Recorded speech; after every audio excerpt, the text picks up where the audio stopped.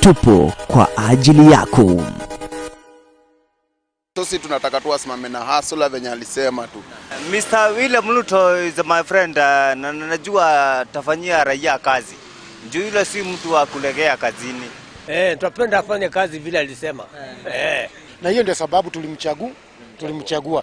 Ningemuomba si ati kwa kumrasimisha, kwa heshima yake, wananchi wa kutoka chini kwenda juu, kwa sababu Kenya iko na maskini wengi kuliko matajiri.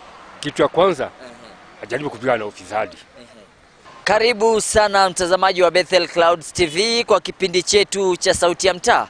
Nakumbuka hivi leo tumeweza kukita kambi katika eneo la Bahati. Na jinsi unatazama mtazamaji wetu wa Bethel Clouds TV, tuko katika Bahati, eneo la Bahati, na jinsi unaangalia katika eneo hili kwenye mabarabara hapa hivi shughuli ya uchunguzi inaendelea kwa hali eneo hili, hali ipo shwari. Mpaka vitabu shuleni.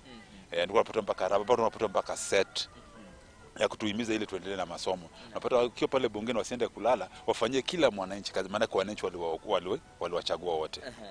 Mimi naitwa Kevin Wafula. Okay, Kevin Wafula, watokea eneo gani?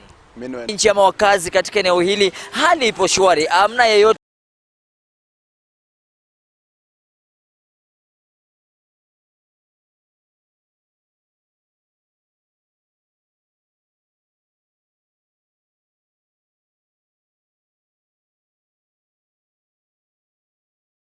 Mimi naweza sangia hivi.